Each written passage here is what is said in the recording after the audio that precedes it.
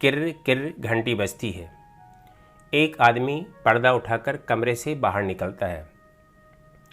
अर्दली बाहर प्रतीक्षारत लोगों में से एक आदमी को इशारा करता है। वह आदमी जल्दी जल्दी अंदर जाता है। सवेरे 8 बजे से यही क्रम जारी है। अभी 10 बजे एडीएम साहब को दौरे पर भी जाना है, लेकिन भीड़ है कि कम होने का नाम ही नहीं ले रही। किसी की खेत की समस्या है तो किसी की सीमेंट की, किसी की चीनी की तो किसी की लाइसेंस की। समस्याएं ही समस्याएं। 9:45 बजे एक लंबी घंटी बजती है। प्रत्युत्तर में अर्दली भागा भागा भीतर जाता है। कितने मुलाकाती हैं अभी? हुजूर 7-8 होंगे। सबको एक साथ भेज दो। अगले क्षण कई लोगों का झुंड अंदर घुसता है, लेकिन 10-11 साल का एक लड़का अभी भी बाहर बरामदे में खड़ा है। अर्दली झुंझलाता है, जा जा तू भी जा, मुझे अकेले में मिला दो। लड़का फिर मिनमिनाता है। इस बार अर्दली भड़क जाता है। आखिर ऐसा क्या है जो तू सवेरे से अकेले अकेले की रट लगा रहा है? क्या है इस चिट्ठी में? बोल तो, क्या चाहिए? चीनी, सीमेंट, मिट्टी का तेल? लड़का चुप रह जाता है। चिट्ठी वापस जेब में डाल लेता है।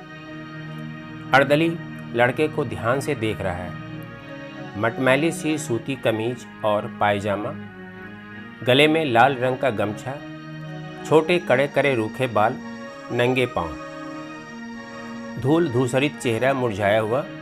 अपरिचित माहौल में किंचित संभ्रमित, अविश्वासी और कठोर, दूर देहात से आया हुआ लगता है। कुछ सोचकर अर्दली आश्वासन देता है, अच्छा इस बार तू अकेले में मिल ले। लेकिन जब तक अंदर के लोग बाहर आए, साहब ऑफिस रूम से बेडरूम में चले जाते हैं। ड्राइवर आकर जीप पोंछने लगता है, फिर इंजन स्टार्ट करके पानी डालता है। लड़का जीप के पीछे आगे हो रहा है। थोड़ी देर में अर्दली निकलता है। साहब की मैगजीन, रूल, पान का डिब्बा, सिगरेट का पैकेट और माचिस लेकर। फिर निकलते हैं साहब, धूप छाही चश्मा लगाए, चेहरे पर अभिजाती और गंभीरता ओढ़े हुए। लड़के पर नज़र पड़ते ही पूछते हैं, हाँ बोलो बेटे कैसे? लड़का सहसा कुछ बोल नहीं पा रहा है। वह सभ्रम नमस्कार करता है। ठीक है। साहब जीप में बैठते हुए पूछते हैं, काम बोलो अपना, जल्दी, क्या चाहिए? अर्दली बोलता है, हुजूर मैंने लाख पूछा कि क्या काम है, बताता ही नहीं। कहता है, साहब से अकेले में बताना है। अकेले में बताना है तो कल मिलना, कल। जीप रेंगने लगती है। लड़का एक क्षण असमंजस में रहता है, फिर जीप के बगल में दौड़ते हुए जेब से एक चिट्ठी निकालकर साहब की गोद में फेंक देता है। ठीक है, बाद में मिलना। साहब एक चालू आश्वासन देते हैं। तब तक लड़का पीछे छूट जाता है, लेकिन चिट्ठी की गंवारू शक्ल उनकी उत्सुकता बढ़ा देती है। उसे आटे की लेई से चिपकाया गया है। चिट्ठी खोलकर वे पढ़ना शुरू करते हैं। सरब श्री उपमा जोग, खत लिखा लालू की माई की तरफ से, लालू के बप्पा को पाँव छूना पहुँचे। अचानक जैसे करंट लग जाता है उनको। लालू की माई की चिट्ठी, इतने दिनों बाद। पसीना चुहचुहा आया है उनके माथे पर। शन बड़ी देर बाद प्रकृतिस्थ होते हुए तिरछी आंखों और बैक मिरर से देखते हैं। ड्राइवर निर्विकार जीप चलाए जा रहा है। अर्दली ऊँघते हुए झूलने लगा है। वे फिर चिट्ठी खोलते हैं। आगे समाचार मालूम हो कि हम लोग यहाँ पर राजी खुशी से हैं और आपकी राजी खुशी भगवान से नेक मनाया करते हैं। आगे लालू के बप्पा को मालूम हो कि हम अपनी याद दिलाकर आपको दुखी नहीं करना चाहते, लेकिन कुछ ऐसी मुसीबत आ गई है कि लालू को आपके पास भेजना ज़रूरी हो गया है। लालू 10 महीने का था तब आप आखिरी बार गांव आए थे। उस बात को 10 साल होने जा रहे हैं। इधर 2-3 साल से आपके चाचा जी ने हम लोगों को सताना शुरू कर दिया है। किसी न किसी बहाने से हमको, लालू को और कभी कभी कमला को भी मारते पीटते रहते हैं। जानते हैं कि आपने हम लोगों को छोड़ दिया है, इसलिए गांव भर में कहते हैं कि लालू आपका बेटा नहीं है। वे चाहते हैं कि हम लोग गांव छोड़कर भाग जाएं, तो सारी खेती बाड़ी, घर द्वार पर उनका कब्जा हो जाए। आज 8 दिन हुए आपके चाचा जी हमें बड़ी मार मारे। मेरा एक दांत टूट गया, हाथ पांव सूज गए हैं। कहते हैं गांव छोड़कर भाग जाओ, नहीं तो महतारी बेटे का मूड़ काट लेंगे। अपने हिस्से का महुए का पेड़ वे ज़बरदस्ती कटवा लिए हैं। कमला अब 17 वर्ष की हो गई है। मैंने बहुत दौड़ धूप कर एक जगह उसकी शादी पक्की की है। अगर आपके चाचा जी मेरी झूठी बदनामी लड़के वालों तक पहुंचा देंगे तो मेरी बिटिया की शादी भी टूट जाएगी। इसलिए आपसे हाथ जोड़कर विनती है कि एक बार घर आकर अपने चाचा जी को समझा दीजिए, नहीं तो लालू को एक चिट्ठी ही दे दीजिए अपने चाचा जी के नाम। नहीं तो आपके आंख फेरने से तो हम भीगी बिलार बने ही हैं। अब यह गांव डीह भी छूट जाएगा। राम खिलावन मास्टर ने अखबार देखकर बताया था कि अब आप इस ज़िले में हैं, इसी जगह पर लालू को भेज रही हूँ। चिट्ठी पढ़कर वे लंबी सांस लेते हैं। उन्हें याद आता है कि लड़का पीछे बंगले पर छूट गया है, कहीं किसी को अपना परिचय दे दिया तो। लेकिन अब इतनी दूर आ गए हैं कि वापस लौटना उचित नहीं लग रहा है। फिर वापस चलकर सबके सामने उससे बात भी तो नहीं की जा सकती है। उन्हें प्यास लगाई है। ड्राइवर से कहते हैं जीप रोकना, प्यास लगी है। पानी और चाय पीकर सिगरेट सुलगाया उन्होंने। तब धीरे धीरे प्रकृतिस्थ हो रहे हैं। उनके मस्तिष्क में 10 साल पुराना गांव उभर रहा है। गांव जहां उनका प्रिय साथी था, महुए का पेड़, जो अब नहीं रहा। उसी की जड़ पर बैठकर सवेरे से शाम तक कंपटीशन की तैयारी करते थे वे। गांव जहां उनकी उस समय की प्रिय बेटी कमला थी, जिसके लाल लाल नरम ओठ कितने सुंदर लगते थे। महुए के पेड़ पर बैठकर कौवा जब कां कां बोलता तो ज़मीन पर बैठी नन्ही कमला दोहराती कां कां। कौवा थक हार कर उड़ जाता तो वह ताली पीटती थी। वह अब सयानी हो गई है। उसकी शादी होने वाली है, एक दिन हो भी जाएगी।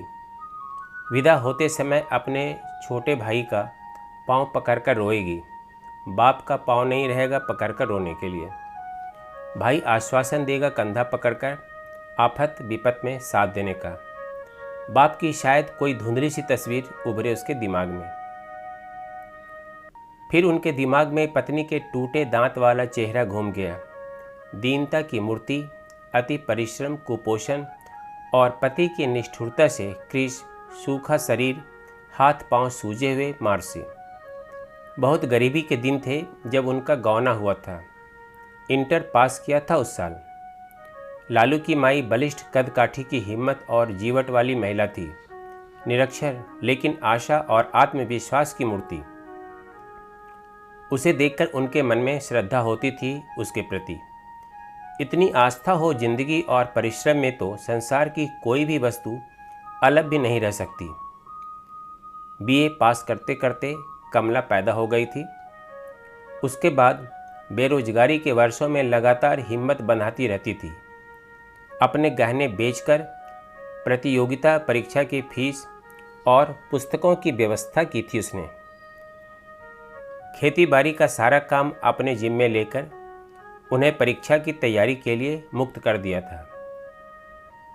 रबी की सिंचाई के दिनों में सारे दिन बच्ची को पेड़ के नीचे लिटाकर कुएं पर पुर हाँका करती थी। बाजार से हरी सब्जी खरीदना संभव नहीं था, लेकिन छप्पर पर चढ़ी हुई नेनुआ की लताओं को वह अगहन पूस तक बाल्टी भर भर कर सींचती रहती थी, जिससे उन्हें हरी सब्जी मिलती रहे। रोज़ सवेरे ताज़ी रोटी बनाकर उन्हें खिला देती और खुद बासी खाकर लड़की को लेकर खेत पर चली जाती थी। एक बकरी लाई थी वह अपने मायके से, जिससे उन्हें सवेरे थोड़ा दूध या चाय मिल सके। रात को सोते समय पूछती, अभी कितनी किताब और पढ़ना बाकी है साहबी वाली नौकरी पाने के लिए। वे उसके प्रश्न पर मुस्कुरा देते। कुछ कहा नहीं जा सकता, सारी किताब पढ़ लेने के बाद भी ज़रूरी नहीं कि साहब बन ही जाएं। ऐसा मत सोचा करिए, वह कहती, मेहनत करेंगे तो भगवान उसका फल जरूर देंगे। यह उसी के त्याग, तपस्या और आस्था का परिणाम था कि एक ही बार में उनका सिलेक्शन हो गया था। परिणाम निकला तो वे खुद आश्चर्यचकित थे। घर आकर एकांत में पत्नी को गले से लगा लिया था। वाणी अवरुद्ध हो गई थी। उसको पता लगा तो वह बड़ी देर तक निष्पंद रोती रही, बेआवाज़। सिर्फ आंसू झरते रहे थे। पूछने पर बताया, खुशी के आंसू है ये। गांव की औरतें ताना मारती थी कि खुद ढोएगी गोबर और भतार को बनाएगी कप्तान, लेकिन अब कोई कुछ नहीं कहेगा, मेरी पत बच गई। वे भी रोने लगे थे उसका कंधा पकड़कर। जाने कितनी मनौतियाँ माने हुई थी वह। सत्यनारायण, संतोषी, शुक्रवार, विंध्याचल सब एक एक करके पूरा किया था।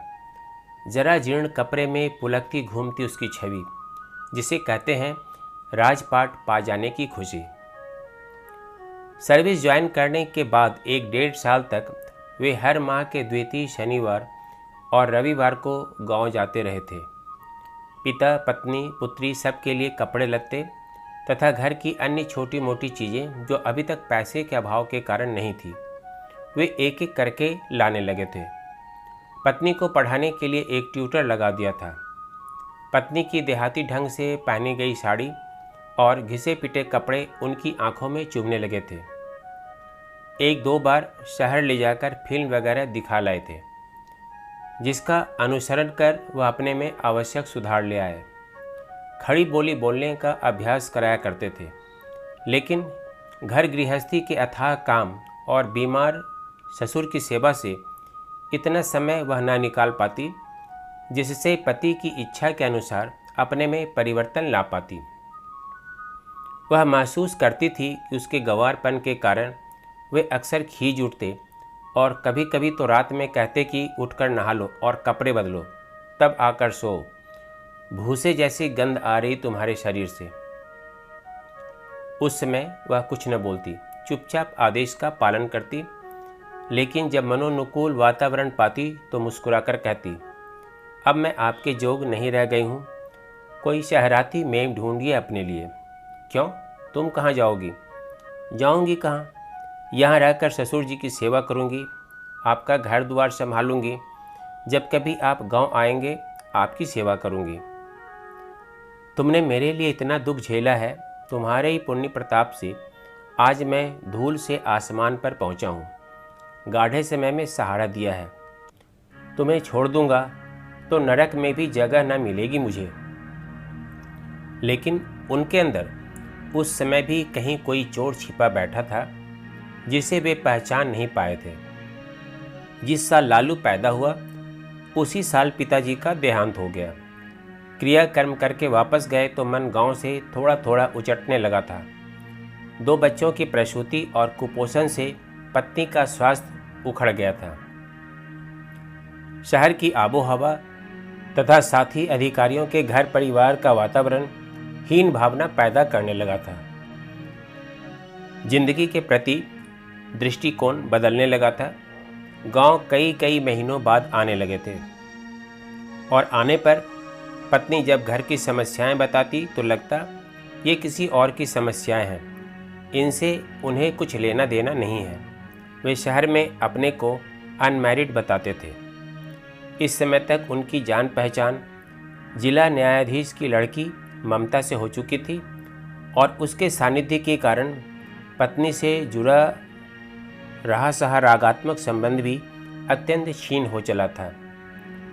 3-4 महीने बाद फिर गांव आए तो पत्नी ने टोका था, इस बार काफ़ी दुबले हो गए हैं, लगता है काफ़ी काम रहता है, बहुत गुमसुम रहने लगे हैं, क्या सोचते रहते हैं। वे टाल गए थे। रात में उसने कहा, इस बार मैं भी चलूँगी साथ में, अकेले तो आपकी देह गल जाएगी। वे चौंक गए थे, लेकिन यहाँ की खेती बाड़ी घर द्वार कौन देखेगा, अब तो पिताजी भी नहीं रहे, तो खेती बाड़ी के लिए अपना शरीर सुखाइएगा। तुम तो फालतू में चिंता करती हो। लेकिन वह कुछ और सुनना चाहती थी।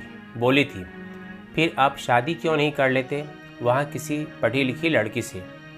मैं तो शहर में आपके साथ रहने लायक भी नहीं हूँ। कौन सिखाता है तुम्हें इतनी बातें? सिखाएगा कौन? यह तो सनातन से होता आया है। मैं तो आपकी सीता हूँ। जब तक वनवास में रहना पड़ा साथ रही, लेकिन राजपाट मिल जाने के बाद तो सोने की सीता ही साथ में सोएगी। लालू के बाबू, सीता को भी आगे तो वनवास ही लिखा रहता है। चुपचाप सो जाओ, उन्होंने कहा। लेकिन सोई नहीं वह। बड़ी देर तक छाती पर सिर रखकर पड़ी रही। फिर बोली, एक गीत सुनाऊंगी आपको, मेरी माँ कभी कभी गाया करती थी। फिर बड़े करुण स्वर में गाती रही थी वह, जिसकी एकाध पंक्ति ही उन्हें याद है। सौतिनिया संग रास रचावत, मोसंग रास भुलान, यह बतिया को कहत बटोही, त लगत करेजवा में बान, सवरिया भूले हमें। वे अंदर से हिल गए और उसे दिलासा देते रहे कि वह भ्रम में पड़ गई है, पर वह तो जैसे भविष्य दृष्टा थी। आगत, जो अभी उनके सामने भी बहुत स्पष्ट नहीं था, उसने साफ देख लिया था। उनके सीने में उसने कहीं ममता की गंध पाली थी। उस बार गांव से आए तो फिर 5-6 महीने तक वापस जाने का मौका नहीं लग पाया। इसी बीच ममता से उनका विवाह हो गया। शादी के दूसरे तीसरे महीने गांव से पत्नी का पत्र आया कि कमला को चेचक निकल आई है, लालू भी बहुत बीमार है, मौका निकाल कर चले आइए।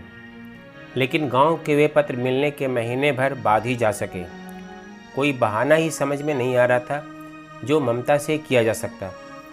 दोनों बच्चे तब तक ठीक हो चुके थे, लेकिन उनके पहुंचने के साथ ही उसकी आंखें झरने सी झरनी शुरू हो गई थी। कुछ बोली नहीं थी। रात में फिर वही गीत बड़ी देर तक गाती रही थी। उनका हाथ पकड़कर कहा था, लगता है आप मेरे हाथों से फिसले जा रहे हैं और मैं आपको संभाल नहीं पा रही हूँ। वे इस बार कोई आश्वासन नहीं दे पाए थे। उसका रोना धोना उन्हें काफ़ी अनमयस्क बना रहा था। वे उकताए हुए से थे। अगले ही दिन वे वापस जाने को तैयार हो गए थे। घर से निकलने लगे तो वह आधे घंटे तक पाँव पकड़कर रोती रही थी। फिर लड़की को पैरों पर झुकाया था। नन्हे लालू को पैरों पर लिटा दिया था, जैसे सब कुछ लूट गया हो। ऐसी लग रही थी वह, दीनहीन मलिन। वे जान छुड़ाकर बाहर निकल आए थे। वही उनका अंतिम मिलन था। तब से 10 साल के करीब होने को आए। वे न कभी गांव गए, ना ही कोई चिट्ठी पत्री लिखी। हाँ, करीब साल भर बाद पत्नी की चिट्ठी जरूर आई थी। न जाने उसे कैसे पता लग गया था। लिखा था, कमला नई अम्मा के बारे में पूछती है, कभी ले आइए उनको गांव। दिखा बता जाइए कि गांव में भी उनकी खेती बाड़ी घर द्वार है। लालू अब दौड़ लेता है। तिवारी बाबा उसका हाथ देखकर बता रहे थे कि लड़का भी बाप की तरह तोता चश्म होगा। जैसे तोते को पालिए पोसिए, खिलाइए पिलाइए, लेकिन मौका पाते ही उड़ जाता है, पोस नहीं मानता। वैसे ही यह भी। तो मैंने कहा, बाबा तोता पंछी होता है, फिर भी अपनी आन नहीं छोड़ता, जरूर उड़ जाता है। तो आदमी होकर भला कोई कैसे अपनी आन छोड़ दे, पोसना कैसे छोड़ दे? मैं तो इसे इसके बापू से भी बड़ा साहब बनाऊंगी। उन्होंने पत्र का कोई उत्तर नहीं भेजा था। हाँ, वह पत्र ममता के हाथों में जरूर पड़ गया था, जिसके कारण महीनों घर में रोना धोना और तनाव व्याप्त रहा था। और करीब 9 साल बाद आज यह दूसरा पत्र है। पत्र उनके हाथों में काफ़ी देर तक कांपता रहा और फिर उसे उन्होंने जेब में रख लिया। मन में सवाल उठने लगे, क्या मिला उसको उन्हें आगे बढ़ाकर? वे बेरोजगार रहते, गांव में खेती बाड़ी करते, वह कंधे से कंधा भिड़ाकर खेत में मेहनत करती, रात में दोनों सुख की नींद सोते, लेकिन तीनों लोगों का सुख उसकी मुट्ठी में रहता। छोटे से संसार में आत्मतुष्ट हो जीवन काट देती। उन्हें आगे बढ़ाकर वह पीछे छूट गई। माथे का सिंदूर और हाथ की चूड़ियाँ निरंतर दुख दे रही हैं उसे। सारे दिन किसी कार्यक्रम में उनका मन नहीं लगता। शाम को जीप वापस लौट रही है। उनके मस्तिष्क में लड़के का चेहरा उभर आया है, जैसे मरुभूमि में खड़ा हुआ अशेष जिजीविषा वाला बबूल का कोई शिशुझाड़, जिसे कोई झंझावात डिगा नहीं सकता, कोई तपिश सुखा नहीं सकती। उपेक्षा की धूप में हरा भरा रह लेगा, अनुग्रह की बाढ़ में जो गल जाएगा। जीप गेट के अंदर मुड़ती है तो गेट से सटे चबूतरे पर लड़का औंधा लेटा दिखाई देता है। मच्छरों से बचने के लिए उसने अंगोछे से सारा शरीर ढक लिया है। जीप आगे बढ़ जाती है। अंदर उनकी 4 साल की बेटी टीवी देख रही है। आहट पाकर दौड़ी आती है और पैरों से लिपट जाती है। फिर महत्वपूर्ण सूचना देती है तर्जनी उठाकर, पापा पापा। वो बदमाश लड़का बरामदे तक घुस आया था। मम्मी पूछती तो बोलता नहीं था, भगाती तो भागता नहीं था। मैंने अपनी खिलौना मोटर फेंक कर मारा। उसका माथा कटने से खून बहकर मुंह में जाने लगा तो थू थू करता हुआ भागा। और पापा, वह ज़रूर बदमाश था, जरा भी नहीं रोया, बस घूर रहा था। बाहर चपरासियों के लड़के मार रहे थे, लेकिन मम्मी ने मना करवा दिया। वाश बेसिन की तरफ बढ़ते हुए वे ममता से पूछते हैं, कौन था? शायद आपके गांव से आया है। भेंट नहीं हुई क्या? मैं तो अभी चला आ रहा हूँ। कहाँ गया? नाम नहीं बताता था, काम नहीं बताता था, कहता था सिर्फ साहब को बताऊँगा। फिर लड़के तंग करने लगे तो बाहर चला गया। कुछ खाना पीना? पहले यह बताइए कि वह है कौन? एकाएक ममता का कर्कश स्वर और तेज हो गया। उस चुड़ैल की औलाद तो नहीं जिसे आप गांव का राजपाट दे आए हैं? ऐसा हुआ तो खबरदार, उसे गेट के अंदर भी लाए, खून पी जाऊंगी। वे चुपचाप ड्राइंग रूम में आकर सोफे पर निढाल पड़ गए हैं। चक्कर आने लगा है, शायद रक्तचाप बढ़ गया है। बाहर फागुनी जाड़ा बढ़ता जा रहा है। सवेरे उठकर वे देखते हैं चबूतरे पर गांव नहीं है। वे चैन की सांस लेते हैं।